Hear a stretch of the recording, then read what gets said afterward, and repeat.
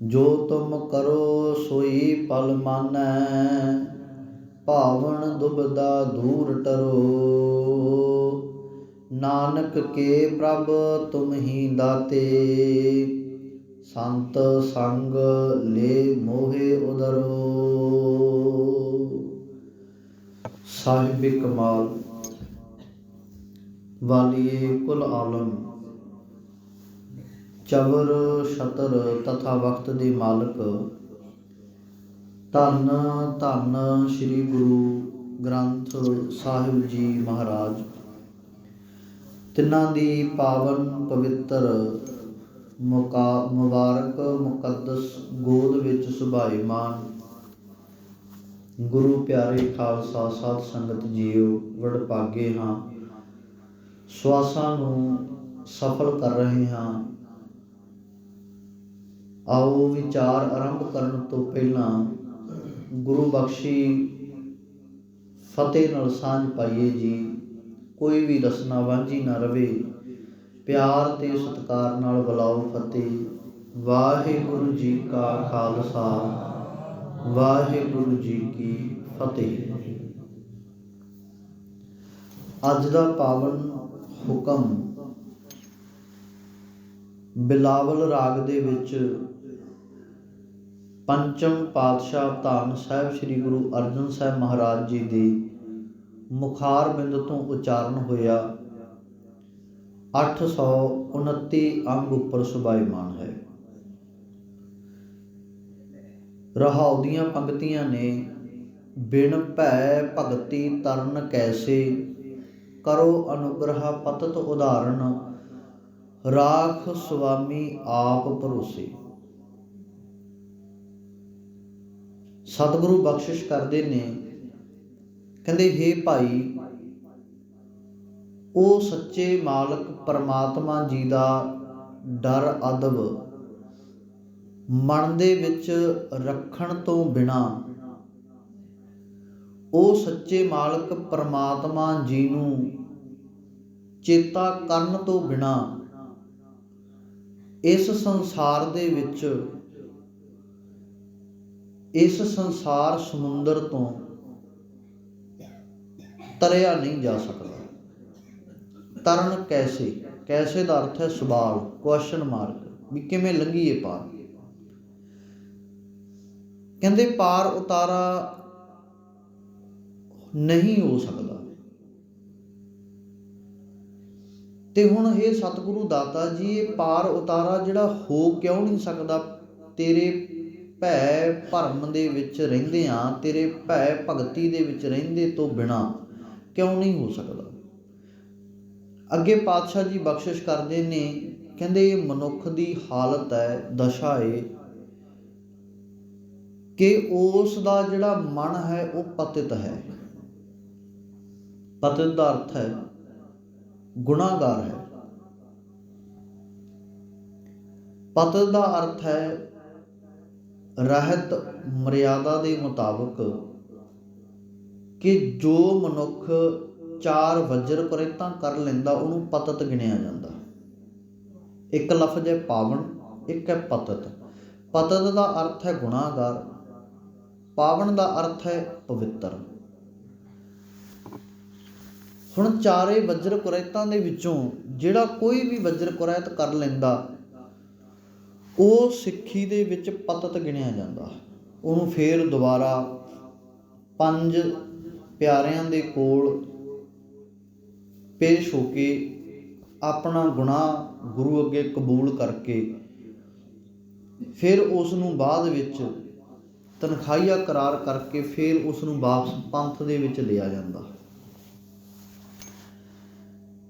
ਨਹੀਂ, ਉਹਨਾਂ ਚਿਰ ਜਿਹੜਾ ਤਨਖਾਹੀਆ ਹੈ ਉਹਦੀ ਜਿਹੜੀ ਅਰਦਾਸ ਹੈ ਉਹ ਅਕਾਲ ਤਖਤ ਸਾਹਿਬ ਦੇ ਉੱਤੇ ਪ੍ਰਵਾਨ ਨਹੀਂ ਹੁੰਦੀ। ਹੁਣ 4 ਵਜਰ ਕੁਰੈਤਾਂ ਵਿੱਚੋਂ ਕੇਸਾਂ ਨੂੰ ਕਤਲ ਕਰਨਾ, ਕੇਸ ਕੱਟਣੇ ਜਾਂ ਕਟਵਾਉਣੇ। ਦੂਜਾ ਤੰਬਾਕੂ ਵਰਤਣਾ। ਤੀਜਾ ਹੈ ਪੁੱਠਾ ਮਾਸ ਖਾਣਾ। ਚੌਥੀ ਵਜਰ ਕਰੈ ਤੈ ਪਰ ਇਸਤਰੀ ਪਰ ਪੁਰਸ਼ ਦਾ ਗਾਮੀ ਹੋਣਾ, ਭਾਵ ਕਿ ਆਪਣੀ ਪਤਨੀ ਤੋਂ ਬਿਨਾਂ ਜਾਂ ਆਪਣੇ ਪਤੀ ਤੋਂ ਬਿਨਾਂ ਕਿਸੇ ਹੋਰ ਇਸਤਰੀ ਜਾਂ ਪੁਰਸ਼ ਦੇ ਵਿੱਚ ਕਾਮ ਵਾਸ਼ਨਾ ਦੇ ਵਿੱਚ ਆ ਕੇ ਉਸ ਦਾ ਸੰਗ ਕਰਨਾ, ਇਸ ਨੂੰ 4 ਵਜਰ ਕੁਰੇਤਾਂ ਦੇ ਵਿੱਚ ਸ਼ਾਮਲ ਕੀਤਾ ਗਿਆ ਹੈ। ਹੁਣ ਇਹਨਾਂ ਵਿੱਚੋਂ ਕੋਈ ਇੱਕ ਵੀ ਕਰ ਲਵੇ ਉਹ ਪਤਿਤ ਹੈ, ਇੱਕ ਕਰ ਲਵੇ, ਕੋਈ ਚਾਰੇ ਕਰ ਲਵੇ ਉਹ ਪਤਿਤ ਹੈ। ਹੁਣ ਇੱਥੇ ਸਮਝਣ ਦੀ ਕੋਸ਼ਿਸ਼ ਇਹ ਕਰਨੀ ਹੈ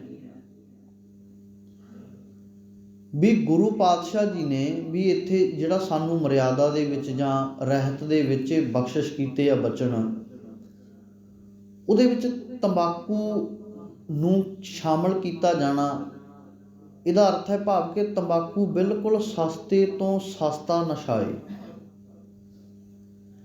ਵੀ ਜਦੋਂ ਇਹ ਤੰਬਾਕੂ ਵਰਗਾ ਨਸ਼ਾ ਨਹੀਂ ਵਰਤਣਾ, ਉਸ ਤੋਂ ਵੱਡਾ ਨਸ਼ਾ ਤਾਂ ਵਰਤਣਾ ਹੀ ਕੀ ਹੈ। ਇਸ ਕਰਕੇ ਸਤਿਗੁਰੂ ਪਾਤਸ਼ਾਹ ਜੀ ਨੇ ਨਸ਼ਿਆਂ ਦੇ ਉੱਤੇ ਠੱਲ ਪਾਉਣ ਦਾ ਯਤਨ ਕੀਤਾ। ਅੱਜ ਕੱਲ੍ਹ ਤਾਂ ਨਸ਼ਿਆਂ ਦੀਆਂ ਸ਼ਕਲਾਂ ਸੂਰਤਾਂ ਵੀ ਬਦਲ ਗਈਆਂ, ਸਿੰਥੈਟਿਕ ਨਸ਼ੇ ਆ ਗਏ, ਜਿਹੜੀ ਨਾੜ ਦੇ ਵਿੱਚ ਲੱਗਦੇ ਉਹ ਨਾੜ ਬਿਲਕੁਲ ਸੁੱਕ ਜਾਂਦੀ ਹੈ। ਕਿੰਨੇ ਹੀ ਟੀਕੇ ਲੱਗ ਲੱਗ ਕੇ ਮਰੇ ਨੇ ਮਾਵਾਂ ਦੇ ਪੁੱਤ, ਕਿੰਨੀਆਂ ਹੀ ਭੈਣਾਂ ਦੇ ਭਰਾ ਚਲੇ ਗਏ, ਕਿੰਨੀਆਂ ਹੀ ਘਰ ਵਾਲੀਆਂ ਦੇ ਪਤੀ ਚਲੇ ਗਏ, ਕਿੰਨੇ ਹੀ ਬੱਚਿਆਂ ਦੇ ਬਾਪ ਚਲੇ ਗਏ, ਇਹ ਨਸ਼ਿਆਂ ਦੀ ਦਲਦਲ ਦੇ ਵਿੱਚ ਫਸ ਗਏ। ਆਮ ਕਰਕੇ ਇਹਨੂੰ 5 ਦਰਿਆਵਾਂ ਦੀ ਧਰਤੀ ਕਿਹਾ ਜਾਂਦਾ ਸੀ। 5 ਆਬ, ਪੰਜਾਬ ਦਾ ਅਰਥ ਹੈ 5 ਆਬ, 5 ਦਰਿਆਵਾਂ ਦੀ ਧਰਤੀ। ਪਰ ਪਿਛਲੇ ਸਮੇਂ ਦੇ ਵਿੱਚ ਵਿਦਵਾਨਾਂ ਨੂੰ ਇਹ ਲਿਖਣਾ ਪਿਆ ਵੀ ਇਹ 5 ਦਰਿਆਵਾਂ ਦੀ ਧਰਤੀ ਨੂੰ ਕਲੰਕਿਤ ਕਰਨ ਦੇ ਲਈ 6ਵਾਂ ਦਰਿਆ ਨਸ਼ਿਆਂ ਦਾ ਵਗਾਇਆ ਗਿਆ। 6ਵਾਂ ਦਰਿਆ ਜਿਹੜਾ ਉਹ ਨਸ਼ਿਆਂ ਦਾ ਚਲਾਇਆ ਗਿਆ। ਵੇਖੋ, ਜਿਹੜੀਆਂ ਸਰਕਾਰਾਂ ਨੇ ਨਾ, ਰਾਜਨੀਤੀ ਹੈ, ਉਸ ਨੂੰ ਮਤਲਬ ਸਿਰਫ ਤੇ ਸਿਰਫ ਕੁਰਸੀ ਨਾਲ ਹੈ, ਹੋਰ ਕਿਸੇ ਨਾਲ ਕੋਈ ਮਤਲਬ ਨਹੀਂ। ਕੁਰਸੀ ਦੇ ਸਾਹਮਣੇ ਕੋਈ ਉਹਨਾਂ ਦਾ ਭੈਣ ਨਹੀਂ, ਕੋਈ ਭਰਾ ਨਹੀਂ, ਕੋਈ ਮਾਂ ਨਹੀਂ, ਕੋਈ ਬਾਪ ਨਹੀਂ, ਕੋਈ ਰਿਸ਼ਤੇਦਾਰ ਨਹੀਂ, ਕੋਈ ਕੁਝ ਨਹੀਂ। ਉਹਨਾਂ ਲਈ ਸਿਰਫ ਕੁਰਸੀ ਹੀ ਸਾਰਾ ਕੁਝ ਹੈ। ਜਿਵੇਂ ਔਰੰਗਜ਼ੇਬ ਨੇ ਕੀਤਾ ਸੀ, ਆਪਣੇ ਭਰਾ ਨੂੰ ਵੀ ਕਤਲ ਕੀਤਾ, ਪਿਓ ਨੂੰ ਵੀ ਕਤਲ ਕੀਤਾ, ਇੱਥੋਂ ਤੱਕ ਵੀ ਆਪਣੇ ਜਿਹੜੇ ਹੋਰ ਨਜ਼ਦੀਕੀ ਸੀ ਉਹਨਾਂ ਨੂੰ ਵੀ ਕਤਲ ਕੀਤਾ, ਵੀ ਕੱਲ੍ਹ ਨੂੰ ਕਿਤੇ ਵੀ ਇਹ ਅੱਗੇ ਆ ਜਾਣ, ਵੀ ਕੁਰਸੀ ਦੇ ਦਾਅਵੇਦਾਰ ਬਣ ਜਾਣ। ਔਰੰਗਜ਼ੇਬ ਨੇ ਰਾਜ ਸਿੰਘਾਸਣ ਗੱਦੀ ਲੈਣ ਦੇ ਲਈ ਆਪਣੇ ਪਿਤਾ ਨੂੰ ਜੇਲ੍ਹ ਵਿੱਚ ਵੀ ਸੁੱਟਿਆ ਸੀ, ਕੈਦ ਕਰਕੇ ਰੱਖਿਆ ਸੀ ਆਪਣੇ ਪਿਓ ਨੂੰ। ਇਹ ਰਾਜਨੀਤੀ ਹੈ ਹੀ ਐਸੀ ਹੈ। ਇਸੇ ਕਰਕੇ ਗੁਰੂ ਪਾਤਸ਼ਾਹ ਜੀ ਨੇ ਇਹਨਾਂ ਰਾਜਿਆਂ ਨੂੰ ਕਸਾਈ ਤੱਕ ਕਿਹਾ ਹੈ। ਇਹਨਾਂ ਰਾਜਿਆਂ ਨੂੰ ਬਘਿਆੜ ਕੁੱਤੇ ਤੱਕ ਕਿਹਾ ਹੈ। ਰਾਜੇ ਸ਼ੀ ਮੁਕੱਦਮ ਕੁੱਤੇ, ਜਾਏ ਜਗਾਇਣ ਬੈਠੇ ਸੁੱਤੇ। ਉਹਨਾਂ ਨੂੰ ਜਗਾਇਆ, ਹਲੂਣਾ ਦਿੱਤਾ ਵੀ ਤੁਸੀਂ ਖੂਨ ਪੀਣੇ ਬਘਿਆੜ ਤੇ ਕੁੱਤੇ ਨਾ ਬਣੋ। ਮਨੁੱਖ ਹੋ, ਇਨਸਾਨ ਹੋ, ਇਨਸਾਨ ਹੋ ਕੇ ਰਹੋ। ਜ਼ੁਲਮ ਕਰਕੇ, ਜ਼ੁਲਮ ਦੀ ਅਧੀਨਤਾ ਦੇ ਵਿੱਚ ਆ ਕੇ ਲੋਕਾਂ ਨੂੰ ਨੁਕਸਾਨ ਪਹੁੰਚਾ ਕੇ ਸੱਤਾ ਦਾ ਸੁੱਖ ਭੋਗਣ ਵਾਲਿਓ, ਇਹ ਸੱਤਾ ਦਾ ਸੁੱਖ ਨਹੀਂ ਹੈ, ਇਹ ਤੁਹਾਨੂੰ ਨੁਕਸਾਨ ਹੋਵੇਗਾ। ਪਰ ਬੰਦਾ ਕਿੱਥੇ ਟਲਦਾ, ਮੰਨਦਾ ਥੋੜ੍ਹੀ ਹੈ। ਅੱਜ ਵਾਲਿਆਂ ਨੂੰ ਕਿਹੜਾ ਪਤਾ ਨਹੀਂ ਵੀ ਸਾਡੇ ਜਿਹੜੇ ਹਾਲਾਤ ਨੇ ਉਹ ਕੀ ਨੇ। ਹੁਣ ਜਿਹੜੀ ਨਵੀਂ ਸਰਕਾਰ ਬਣਨ ਨੂੰ ਫਿਰਦੀ ਹੈ ਜਾਂ ਦਾਅਵੇ ਕਰਦੀ ਹੈ, ਮੈਨੀਫੈਸਟੋ ਜਾਰੀ ਕਰਦੀ ਹੈ, ਦੇਖੋ ਨਾ ਹੁਣ ਸਾਰਿਆਂ ਨੇ ਕੀਤੇ ਆਪਦੇ ਵੀ ਅਸੀਂ ਆਹ ਕਰਾਂਗੇ, ਅਸੀਂ ਐਂ ਕਰਾਂਗੇ, ਅਸੀਂ ਉਹ ਕਰਾਂਗੇ। ਸਾਰੇ ਲਾਰੇ, ਐਡੀਆਂ ਐਡੀਆਂ ਲਿਸਟਾਂ ਅਖਬਾਰਾਂ ਦੇ ਵਿੱਚ ਛਪੀਆਂ ਪਈਆਂ ਨੇ, ਇੱਕ ਪੇਜ ਦੀਆਂ, ਵੀ ਅਸੀਂ ਇੰਨਾ ਤੁਹਾਡਾ ਕਰਾਂਗੇ। ਕਿਸਾਨਾਂ ਦਾ ਅੰਦੋਲਨ ਚੱਲਿਆ, ਉਹਦੇ ਵਿੱਚ ਹੁਣ ਕਹਿ ਰਹੇ ਨੇ ਵੀ ਅਸੀਂ ਕਿਸਾਨਾਂ ਨੂੰ ਇੰਨਾ ਫਾਇਦਾ ਦੇਵਾਂਗੇ, ਇੰਨਾ ਆਹ ਦੇਵਾਂਗੇ। ਬਿੱਲ ਹਾਲੇ ਤੱਕ ਨਹੀਂ ਰੱਦ ਹੋਏ, ਹਾਲੇ ਤੱਕ ਰੱਦ ਨਹੀਂ ਹੋਏ। ਸੋਚ ਕੇ ਵੇਖੋ, 800 ਤੋਂ ਵੱਧ ਜਾਨਾਂ ਪੰਜਾਬ ਦੀ ਝੋਲੀ ਦੇ ਵਿੱਚ ਦਿੱਲੀ ਤੋਂ ਲਾਸ਼ਾਂ ਆਈਆਂ ਨੇ, 800 ਤੋਂ ਵੱਧ। ਪੈਸੇ ਦਾ ਨੁਕਸਾਨ ਸਾਡਾ, ਮਸ਼ੀਨਰੀ ਦਾ ਨੁਕਸਾਨ, ਸਰੀਰਾਂ ਦਾ ਨੁਕਸਾਨ। ਸਾਡੀਆਂ ਫਸਲਾਂ ਦਾ ਨੁਕਸਾਨ, ਕਿਉਂਕਿ ਕਿਸਾਨ ਉੱਥੇ ਬੈਠੇ ਪਿੱਛੇ ਫਸਲਾਂ ਕਿਹਨੇ ਕਿੰਨੀਆਂ ਕੁ ਸਾਂਭਣੀਆਂ ਸੀ। ਕਿਤੇ ਨਾ ਕਿਤੇ ਸਾਡੀਆਂ ਵੀ ਭੁੱਲਾਂ ਨੇ, ਸਾਡੀਆਂ ਵੀ ਗਲਤੀਆਂ ਨੇ। ਇਹ ਲੋਕਾਂ ਨੂੰ ਸ਼ਹਿ ਮਿਲ ਜਾਂਦੀ ਆ ਸਾਡੀਆਂ ਉਹਨਾਂ ਗਲਤੀਆਂ ਨੂੰ ਲੁਕੋ ਕੇ ਸਾਡੇ 'ਤੇ ਵੱਡੇ ਦਾਅਵੇ ਕਰਨੀਆਂ।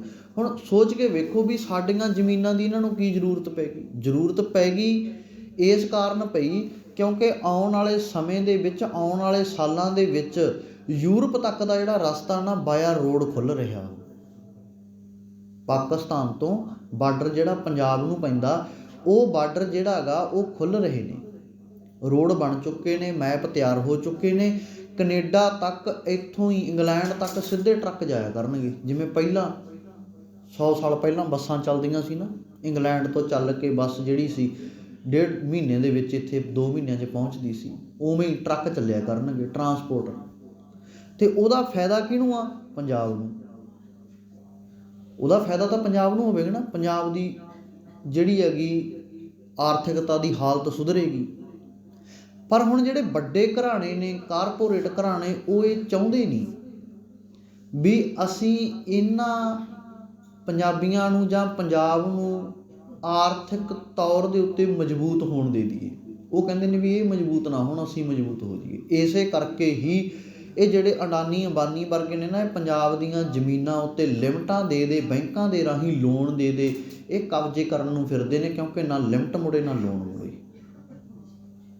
ਕੋਈ ਵਿਰਲਾ ਜਿਹੜਾ ਮੋੜ ਦਿੰਦਾ, ਜਿਹਦਾ ਕਾਰੋਬਾਰ ਸੈੱਟ ਹੋ ਜਾਂਦਾ ਨਾ, ਕੋਈ ਹੋਰ ਆਸੇ ਪਾਸੇ ਦੂਜਾ ਕਾਰੋਬਾਰ ਵੀ, ਉਹ ਫਿਰ ਮੋੜ ਦਿੰਦਾ ਕਰਜ਼ਾ। ਨਹੀਂ ਤੇ ਜਿਨ੍ਹਾਂ ਨੇ ਲਿਮਟਾਂ ਲਈਆਂ ਨੇ, ਜਾਂ ਤਾਂ ਉਹ ਫਾਹੇ ਲੈ ਗਏ ਜਾਂ ਸਪਰੇਹਾਂ ਪੀ ਗਏ, ਘਰ ਬਰਬਾਦ ਹੋ ਗਏ। ਜ਼ਮੀਨਾਂ ਜਿਹੜੀਆਂ ਉਹਨਾਂ ਨੇ ਰਿਕਵਾਇਰ ਕਰ ਲਈਆਂ, ਕਬਜ਼ੇ ਹੇਠ ਲੈ ਲਈਆਂ, ਉਹ ਅਗਲੇ ਕੁਝ ਕਰਨ ਨਾ ਕਰਨ। ਇਸੇ ਹੀ ਧਰਤੀ ਉੱਤੇ, ਜਿਸ ਧਰਤੀ ਉੱਤੇ ਅਸੀਂ ਕਣਕ ਅਤੇ ਝੋਨੇ ਤੋਂ ਬਿਨਾਂ ਕੁਝ ਲਾਉਣਾ ਨਹੀਂ ਪਸੰਦ ਕਰਦੇ, ਉਹ ਇਸੇ ਧਰਤੀ ਦੇ ਉੱਤੇ ਹਰੇਕ ਚੀਜ਼ ਪੈਦਾ ਕਰਨਗੇ। ਸਿਓ ਵੀ ਇੱਥੇ ਮਿਲਣਗੇ, ਅੰਗੂਰ ਵੀ ਇੱਥੇ ਮਿਲਣਗੇ, ਖਜੂਰਾਂ ਵੀ ਇੱਥੇ ਮਿਲਣਗੀਆਂ। ਹਰ ਇੱਕ ਚੀਜ਼ ਪੰਜਾਬ ਦੀ ਧਰਤੀ ਦੇ ਉੱਤੇ ਪੈਦਾ ਹੋਵੇਗੀ। ਪੰਜਾਬ ਦੀ ਧਰਤੀ ਦੀ ਹਿੱਕ ਦੇ ਵਿੱਚ ਇੰਨੀ ਤਾਕਤ ਹੈ, ਇੰਨੀ ਉਪਜਾਊ ਜ਼ਮੀਨ ਹੈ ਕਿ ਇਸ ਧਰਤੀ ਦੇ ਉੱਤੇ ਹਰੇਕ ਮੌਸਮ, ਹਰੇਕ ਰੁੱਤ ਦਾ ਪ੍ਰਭਾਵ ਹੈ ਅਤੇ ਇੱਥੇ ਹਰੇਕ ਫਲ, ਫਰੂਟ, ਸਬਜ਼ੀ, ਹਰੇਕ ਚੀਜ਼ ਪੈਦਾ ਹੋ ਸਕਦੀ ਹੈ। ਪਰ ਸਾਨੂੰ ਉੱਥੇ ਤੱਕ ਸੋਚਣ ਨਹੀਂ ਦਿੱਤਾ ਜਾ ਰਿਹਾ ਵੀ ਕਿਤੇ ਇਹ ਪੈਦਾ ਕਰਕੇ ਵੇਚ ਕੇ ਫਿਰ ਇਹਨਾਂ ਨੂੰ ਨਫਾ ਹੋਵੇਗਾ। ਉਹ ਹੀ ਕਿਉਂ ਚਾਹੁੰਣਗੇ? ਉਹ ਨਹੀਂ ਚਾਹੁੰਦੇ।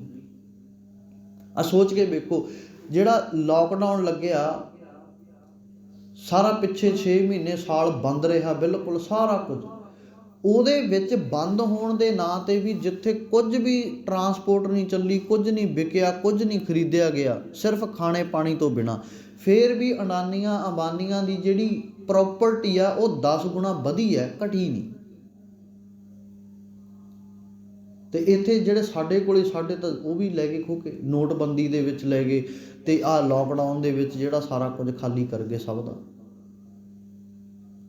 ਉੱਤੋਂ ਬਿਮਾਰੀਆਂ ਦੇ ਉੱਤੇ ਜਿਹੜੀ ਲੁੱਟ ਹੈ ਉਹ ਵੱਖਰੀ ਹੈ, ਪੜ੍ਹਾਈਆਂ ਦੇ ਉੱਤੇ ਲੁੱਟ ਹੈ ਜਿਹੜੀ ਉਹ ਵੱਖਰੀ ਹੈ।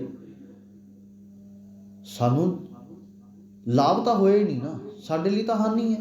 ਸਰਕਾਰਾਂ ਦੇ ਦਾਅਵੇ ਹੁੰਦੇ ਨੇ ਵੀ ਅਸੀਂ ਇੱਦਾਂ ਕਰ ਦਾਂਗੇ, ਉੱਦਾਂ ਕਰ ਦਾਂਗੇ। ਸਰਕਾਰ ਦਾਅਵੇ ਕਰਦੀ ਹੈ, ਕਸਮਾਂ ਖਾਂਦੀ ਹੈ, ਸੌਹਾਂ ਖਾਂਦੇ ਨੇ ਵੀ ਸਾਨੂੰ ਕੋਈ ਪਿੱਛੇ ਜੇ ਉਹ ਗੁਟਕਾ ਸਾਹਿਬ ਦੀ ਸਹੁੰ ਖਾਧੀ ਸੀ ਵੀ ਮੈਂ ਐਂ ਕਰ ਦੂੰ, ਉਹ ਕਰ ਦੂੰ, ਹੋਇਆ ਕੁਝ ਵੀ ਨਹੀਂ, ਕੱਖ ਨਹੀਂ ਹੋਇਆ। ਕੀ ਕੀਤਾ? ਡੱਕਾ ਨਹੀਂ ਕੀਤਾ ਦੂਰਾ। ਸਿਰਫ ਆਪਣੇ ਰਾਜ ਮਹਿਲ ਤੋਂ ਆਪਣੇ ਫਾਰਮ ਹਾਊਸ, ਬਸ ਆਹ 2 ਗੇੜੇ ਜ਼ਰੂਰ ਲੱਗੇ ਨੇ, ਹੋਰ ਤੀਜਾ ਗੇੜਾ ਕਿਸੇ ਅੱਗੇ ਨਹੀਂ ਲਾਇਆ। ਹੁਣ ਤਰਲੇ ਕਰਦੇ ਫਿਰਦੇ ਨੇ ਵੀ ਸਾਡੀ ਸਰਕਾਰ ਬਣਾ ਦਿਓ, ਸਾਡੀ ਬਣਾ ਦਿਓ। ਮੂਰਖ ਹੀ ਬਣਾ ਰਹੇ ਨੇ ਨਾ ਸਾਨੂੰ, ਹੋਰ ਕੀ ਹੈ। ਨਸ਼ਿਆਂ 'ਤੇ ਠੱਲ ਪਾਵਾਂਗੇ, ਕੋਈ ਨਸ਼ਿਆਂ 'ਤੇ ਠੱਲ ਨਹੀਂ ਪਈ। ਇਹਨਾਂ ਸਰਕਾਰਾਂ ਦੀਆਂ ਸਹਿਮਤੀਆਂ ਦੇ ਨਾਲ ਹੀ ਨਸ਼ਾ ਵਿਕਦਾ ਹੈ, ਆਉਂਦਾ ਹੈ, ਸਿੰਥੈਟਿਕ ਨਸ਼ਾ, ਮੈਡੀਕਲ ਨਸ਼ਾ।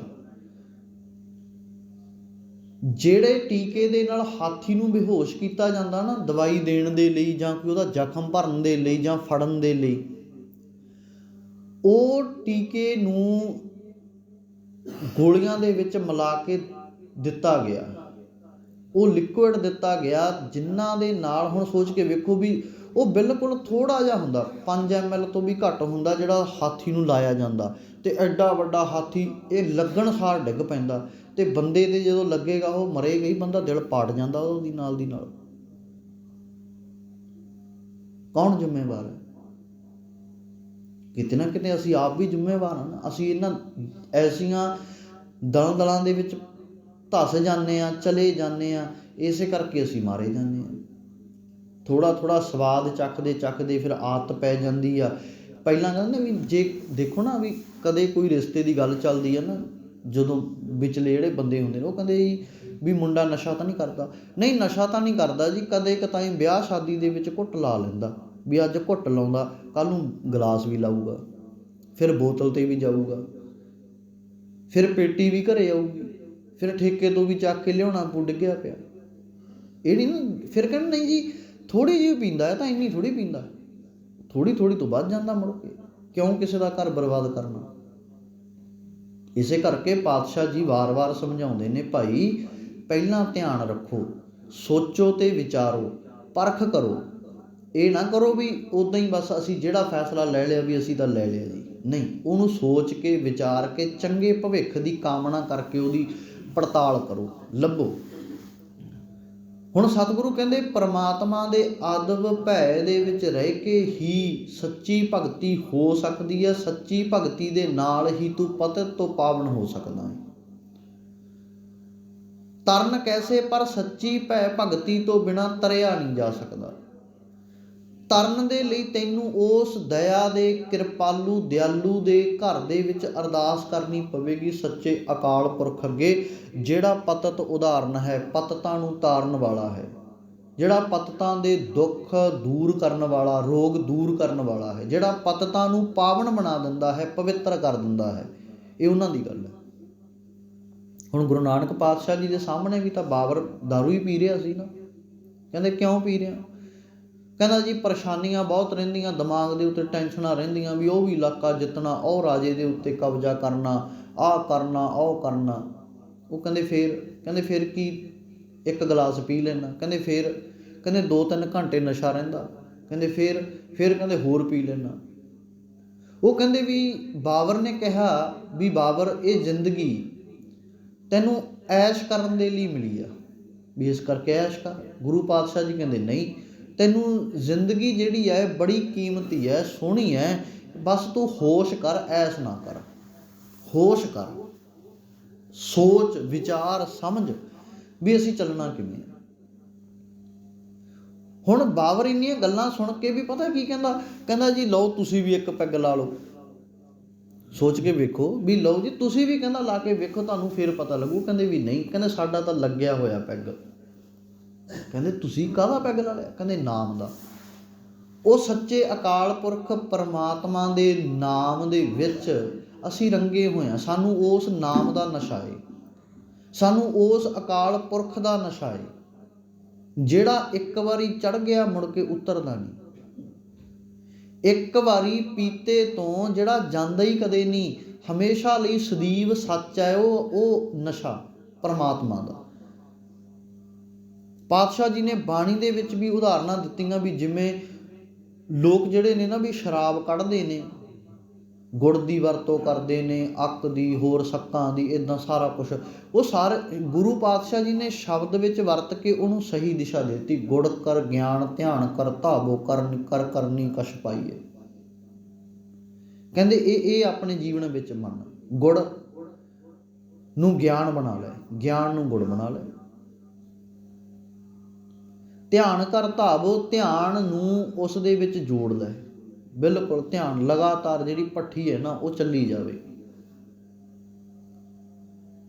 ਤੇ ਕਰਨੀ ਕਛ ਪਾਈਏ, ਆਪਣੀ ਕਰਮਾਂ ਰੂਪੀ ਕਰਨੀ ਦੇ ਦੁਆਰਾ ਇਹਦੇ ਵਿੱਚ ਜਿਹੜਾ ਨਾ ਇਹ ਸ਼ੱਕ ਪਾਉਂਦਾ ਰਹੇ, ਤਾਂ ਕਿ ਇਹ ਚੰਗਾ ਇੱਕ ਉਸ ਪਰਮਾਤਮਾ ਦੇ ਨਾਮ ਦਾ ਜਿਹੜਾ ਰਸ ਹੈ ਨਾ ਉਹ ਤਿਆਰ ਹੋ ਜਾਵੇ। ਫਿਰ ਜਦੋਂ ਉਹ ਰਸ ਦੇ ਵਿੱਚ ਤੂੰ ਲੱਗ ਗਿਆ ਨਾ, ਚੱਖ ਲਿਆ, ਤਾਂ ਕਹਿੰਦੇ ਫਿਰ ਤੇਰੇ ਜੀਵਨ ਦੇ ਵਿੱਚ ਖੁਸ਼ਹਾਲੀ ਆ ਜਾਵੇਗੀ। ਪਤਿਤ ਉਧਾਰ ਲੈਣਗੇ ਉਹ ਸੱਚੇ ਪਾਤਸ਼ਾਹ ਜੀ। ਰਾਖ ਸੁਆਮੀ ਆਪ ਭਰੋਸੇ, ਤੂੰ ਕਿਰਪਾ ਕਰ ਦਾਤਾ, ਆਪਣੀ ਬਖਸ਼ਿਸ਼ ਦੇ ਮਿਹਰ ਦੇ ਸਦਕਾ ਮੈਨੂੰ ਇਹਨਾਂ ਵਿਕਾਰਾਂ ਤੋਂ ਬਚਾ ਕੇ ਰੱਖ। ਕਾਮ, ਕ੍ਰੋਧ, ਲੋਭ, ਮੋਹ, ਅਹੰਕਾਰ। 5 ਵਿਕਾਰ ਨੇ। ਇਹਨਾਂ 5 ਵਿਕਾਰਾਂ ਤੋਂ ਮੈਨੂੰ ਬਚਾ ਕੇ ਰੱਖ, ਤਾਂ ਕਿ ਮੈਨੂੰ ਵਾਰ-ਵਾਰ ਇਹਨਾਂ ਵਿਕਾਰਾਂ ਦੇ ਵਿੱਚ ਪੈ ਕੇ ਆਪਣਾ ਆਪ ਗਵਾਉਣਾ ਨਾ ਪਵੇ, ਖੋਣਾ ਨਾ ਪਵੇ।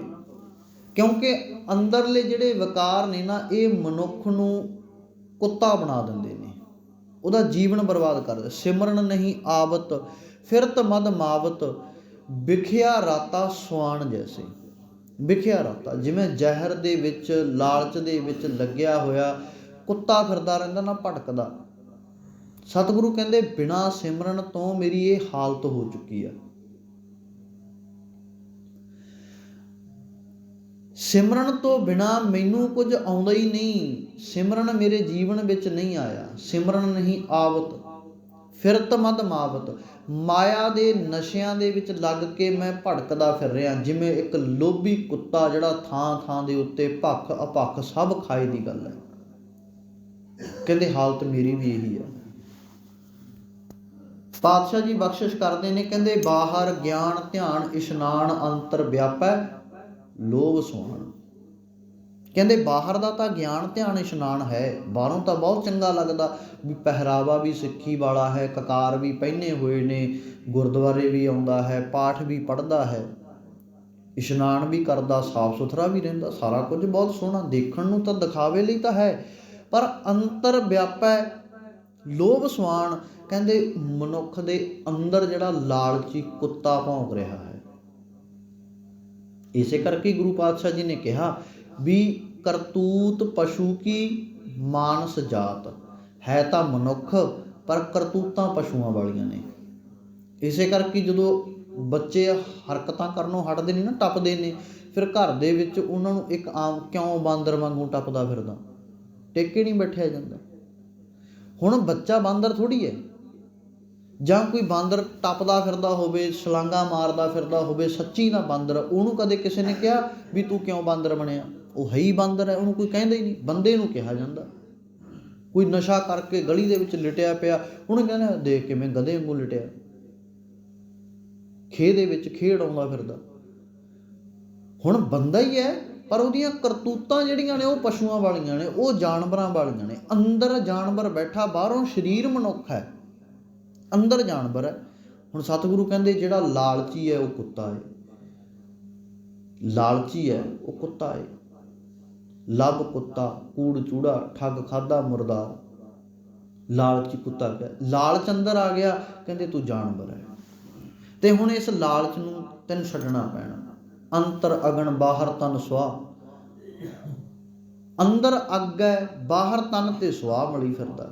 ਕਿਉਂਕਿ ਸੁਆਹ ਦੇ ਥੱਲੇ ਅੱਗ, ਕਹਿੰਦੇ ਆ ਨਾ ਸਿਆਣੇ ਵੀ ਅੰਦਰ ਅੱਗ ਜਿਹੜੀ ਆ ਜੇ ਰੱਖਣੀ ਹੋਵੇ ਰਾਤ ਨੂੰ ਤਾਂ ਸਵਾਹ ਦੇ ਨਾਲ ਢੱਕ ਦੇਵੋ, ਅੱਗ ਉਹਦੇ ਵਿੱਚ ਬਰਕਰਾਰ ਰਹਿੰਦੀ ਹੈ। ਸਵੇਰੇ ਕੱਢ ਕੇ ਅੱਗ ਦੇ ਨਾਲ ਫੇਰ ਅੱਗ ਮਚਾ ਲਵੋ।